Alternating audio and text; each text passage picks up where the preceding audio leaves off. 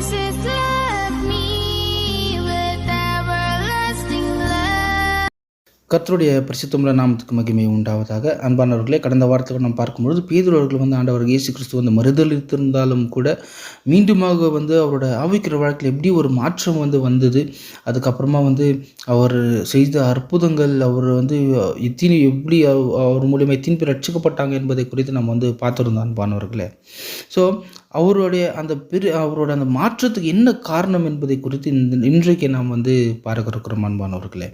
So அதற்கு நாம் தியானத்துக்கண்டி தெரிந்து கொண்டிருக்கிறதே வசனம் யோவான் சுவிசேஷ புஸ்தகம் 21ஆம் அதிகாரம் 15ஆம் வசனத்திலிருந்து 17ஆம் வசனங்களை வரைக்கும் நம்ம தியானிக்க இருக்கிறோம் அன்பானவர்களே.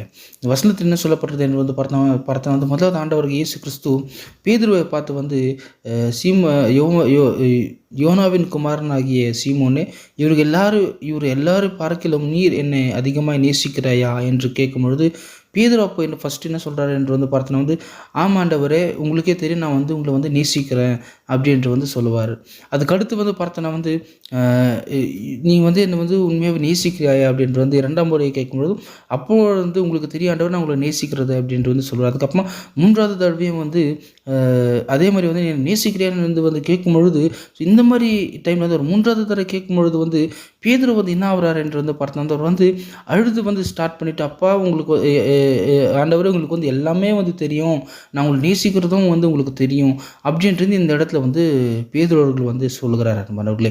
ஏன் அந்த 3 தடவை கேட்டுட்ட பிறகு ஏன் பேதுரு அந்த இடத்துல அழுகுறார் என்று பார்த்தோன்னா அதற்கு பார்த்தோன்னா முதல் பேதுரு அவர்கள் 3 தடவை ஆண்டவர் இயேசு கிறிஸ்து மறுதலித்திருப்பார். இதில் முக்கியமாக பார்த்தோன்னா ஆண்டவர் இயேசு கிறிஸ்து முன்னாடியே பேதுரு அவர்கள் என்ன இந்த சேவல் கூவுவதற்கு முன்பதாக நீ என்ன 3 தடவை மறுதலிப்பு என்றது முன்னாடியே பேதுருக்கிட்டே ஆண்டவர் இயேசு கிறிஸ்து சொல்லியிருப்பார் அன்பானவர்களே. ஸோ இந்த இடத்துல அந்த இடத்துல பேதுரு என்ன சொல்லியிருப்பார் என்று பார்த்தோன்னா இவங்க எல்லாரோட நான் தான் உங்களை அதிகமாக நேசிக்கிறேன், உங்களுக்காக நான் என் உயிரே கொடுப்பேன், நான் ஜெயிலுக்கு போகிறதுக்கு நான் ரெடியாக இருக்கிறேன் என்று பேதுரு அந்த இடத்துல சொல்லியிருப்பார் அன்பானவர்களே. ஸோ அந்த ஒரு வார்த்தை தான் ஆண்டவர் இயேசு கிறிஸ்து இங்கே ஃபஸ்ட்டு கேட்க சொல்லுவார். பார்த்தோன்னா இவங்க எல்லாரும் பார்க்கல நீ என்னை அதிகமாக நேசிக்கிறியா அப்படின்ட்டு கேட்பார் அன்பானவர்களே. ஸோ அந்த ஒரு காரியமும் அதுக்கடுத்து பார்த்தோன்னா இப்போ இந்த 3 தரம் பேதுரு அவர்கள் அவர் நான் உங்களுக்கு மறுதளித்த அந்த ஒரு காரியத்தையும் அதுக்கடுத்து பார்த்தோன்னா ஃபஸ்ட்டு ஆண்டவர் இயேசு கிறிஸ்து மறித்து எல்லாம் ஆயிட்ட பிறகு பேதுரு அவர்கள் தான் என்ன பண்ணுறாரு, நான் மீன் பிடிக்க போகிறேன்னு சொல்லிட்டு ஃபஸ்ட்டு அவர் தான் மீண்டுமாக அவர் என்ன பண்ணுறாரு, மீண்டுமாக அந்த மீன் பிடிக்கிற வேலைக்கு போகவும் ஆயத்தமாக இருப்பார் அன்பானவர்களே. ஸோ ஆண்டவர் இயேசு கிறிஸ்து 3 தரம் அவர்கிட்ட இது கேட்கும் பொழுது பேதுரு அவர்களுக்குள்ளே என்ன வருதுன்னா இப்போ தான் அந்த ஒரு உண்மையான மனம் திரும்புதலே அவருக்குள்ளே வருகிறது அன்பானவர்களே. அதாவது நம்ம செஞ்சது இவ்வளோ பெரிய ஒரு தவறு என்பதை அவர் அந்த டைம்லேயே மன கஷ்டம் அழுந்திருந்தாலும் ஆனாலும் உண்மையான மனம் திரும்புதல் எப்போ அவருக்குள்ளே வந்தது என்று பார்த்தோன்னா இப்போ தான் அவருக்குள்ளே உண்மையான மனம் திரும்புதல் வந்திருக்கிறது அன்பான. அதனால தான் அவர் அழுது உங்களுக்கு எல்லாமே தெரியும், நான் உங்களை நேசிக்கிறோம் என்பதையும் உங்களுக்கு தெரியும் அப்படின்ட்டு சொன்ன உடனே அதுக்கடுத்து பார்த்தோன்னா இன்னும் கொஞ்ச நேரம் அவர் எப்படி மறிப்பார் என்பதை குறித்து அவர் இயேசு கிறிஸ்து சொல்ற என்ன ஃபாலோ பண்ணுங்க, அவர் பின்னாடி அவர் போகிறார் அன்பானவர்களே. இதுக்கு அடுத்து தான் பேதுருவோட வாழ்க்கையில் என்ன பார்த்தோன்னா ஒரு பெரிய மாற்றமே இந்த இடத்துல நடந்திருக்கும் அன்பானவர்களே. ஸோ இதில் நம்ம என்ன புரிஞ்சுக்கலாம் அப்படின்ட்டு பார்த்தோன்னா ஸோ இப்போ நம்ம கூட ஆண்டவர் இயேசு கிறிஸ்து மறுதளிக்கிற ஒரு சூழ்நிலை வந்திருக்கலாம், இல்லை மறுதளித்து கூட இருக்கலாம், இல்லை நம்ம இப்போ கூட நம்ம என்ன தவறு செஞ்சு நம்ம பாவங்களை செய்து தேவனுக்கு விரோதமான காரியங்களை கூட நம்ம செஞ்சுருக்கலாம் அன்பானவர்களே.